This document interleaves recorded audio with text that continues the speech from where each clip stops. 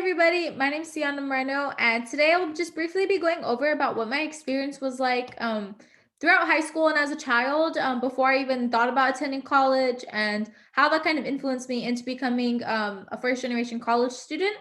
So, as I mentioned before in the previous video, I did attend Sanger High School and graduated in class of 2019. And before that, though, I would say like probably up until like the sixth grade, I did not really have college as an option to be like my next path that I was gonna pursue after I graduated high school. And so, as a kid, I always wanted to be a police officer, and I just kind of knew that okay, like I'll just work once I get out of high school. I'll work full time up until I'm able to go to the police academy at 21, and from there I'll go ahead and become a police officer and just do that for the rest of my life. Because my parents did not attend college, or they did attend college, but they never received any type of college degree. It wasn't like you need to go to college. Like if you don't go to college, like what are you doing? Like that was not like there was just always whatever I kind of wanted to do, I guess. It was nothing like it was nothing stressed of such importance like upon me to just make sure that I was going to attend college. So it wasn't up until probably about like the sixth grade, I would say.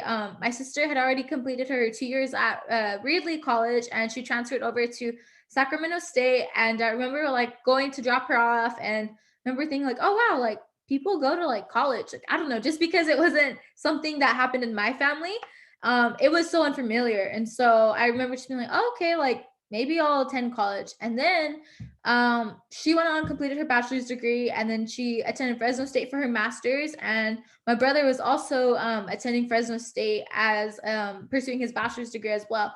And so because he lived here at home, I saw how much work he was putting in, and I would see like how much stuff he had to do all the time, and he would just talk to me about like what his college experience has kind of been like so far. And so it wasn't until middle school that I kind of really thought like, okay, college might be the option. Like that's something I might do now. And so once they received their degrees, I was like, okay, like this is kind of what I have to do now. It's kind of expected of me because they received a bachelor's and master's degree. And yeah, so from there, I just kind of knew like, all right, so I kind of have to go to college after I finish up high school.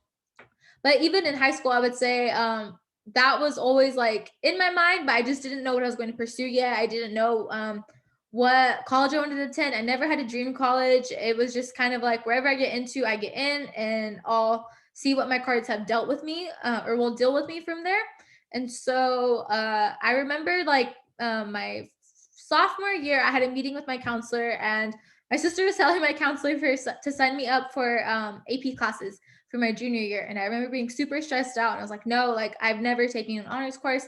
I was not that student. I was the student who was always struggling in math and got A's in every other subject, but I wasn't someone that would necessarily take honors classes or AP courses. And so I remember being super stressed out and was like begging her, like, no, like I don't want to take these. Like I don't know what like I can do in them. And so I ended up taking them, and it's pretty stressful because I also had to work at the time. So at 16, I started working, and I worked about 20 hours a week at the local Little Caesars in my town. And so right after I got to school at like 3 o'clock, I would have about 30 minutes to myself by the time I got out of school. And then I had to go to work, and I'd work from like 4 to 8 usually.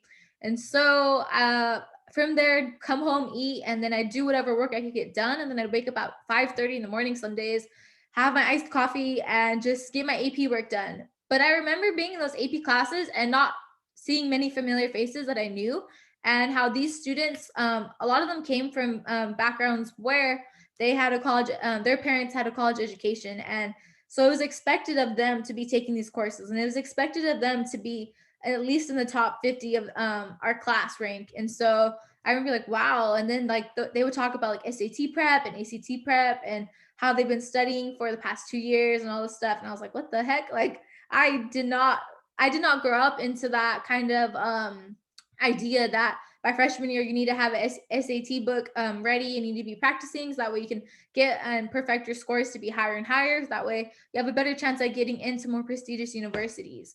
And so I just remember kept like hearing these conversations, and I just kind of felt so confused and like out of place because I did not grow up in this I guess like mentality like that's what you're supposed to do. I still didn't know where I wanted to go to college at that time, and I still didn't even know by the time it came to applying colleges, because I knew that the GPA I had, I think I had a 3.3 when I finished with in high school. Because I did not do well in a lot of my math classes, I knew that I was not going to be able to get into a lot of more competitive universities. And so I applied to Cal State, Fresno State, and then I applied to Sacramento State, San Jose State, and California State University of East Bay. Because I knew based on like what their GPA was asking for and their test scores that okay, like I have a potential shot of getting into these. And so reluctantly I ended up getting in. But when the time came to go about and look at colleges, I believe I went ahead and toured Sacramento State. And I remember being like, oh, like this campus is so beautiful. Like I could really see myself here. But when it came to looking at the dorming prices and apartment prices, I was kind of like, oh, wow, like reality really set in at that time. And I was really just kind of thrown off like okay, like if I really want to come here, I realistically need to be working full time and being a student full time. And I did not want that stress. Even in high school I was stressed taking AP classes and only working part time, and so I didn't want that stress. I didn't want to have to work full time just to get by and only maybe have a couple dollars left over each month. And so I had weighed my options, and I knew that the local community colleges were offering free tuition to the first time students at the college who enroll full time and are California state resident. And so I knew that if I came here, that I was going to have my tuition basically paid for, and I could potentially pocket whatever money or grants I have left over.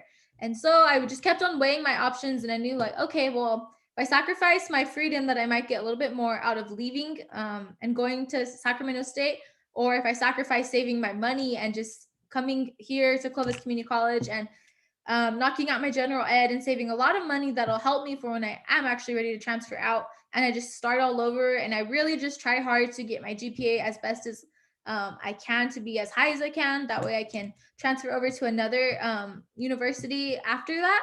Then I will just go about what that looks like. And so I obviously ended up at Clovis Community College. And although I actually do live closer to Ridley and Fresno City College, I chose to commute to Clovis Community College because I had been hearing about how high their transfer rates were doing. A lot of their students, they've been very successful in transferring out in 2 to 3 years. And I knew that I did not want to go somewhere where I felt like I might be stuck or distracted. And so I just did not know anybody at Clovis Community College. And I just kind of came here and said, like, okay, like I'm here. I know what I have to do. I'm going to take 15 units every semester, maybe even more. And I'm going to try to make the dean's list. And I'm going to try to really get into more prestigious universities and apply to them than I ever expected ever getting into, honestly. And so that's what I've done. And now I'm here. I'm in my last semester and I'm just waiting to hear back from my college admissions. But I would say I'm pretty beyond satisfied with the choice I made by staying at Clovis Community College. And I would recommend it to anybody. And just being first generation at community college system, I feel like it's really helped me because there's a lot of resources there for you and a lot of support as well. And I feel like I had a really nice transition out of high school to community college, and that it'll make it so much more easier and smoother for when I'm ready to transfer out to a 4 year university this fall. And so, yeah, that's basically it. I just want to share with you a little bit about my upbringing and what that kind of looks like, and how me being first gen, um, like it wasn't something I had ever thought about doing, and it wasn't until I saw my siblings do it, and it wasn't up until I kind of like saw like my other friends were already applying to colleges as well. I was like, oh, okay, like this is kind of getting serious. I need to make my life choice now. And so I would just say to anyone who is applying to colleges or in currently in college right now, pursuing working towards earning that degree, I wish you guys the best of luck and utilize all the resources that are available to you.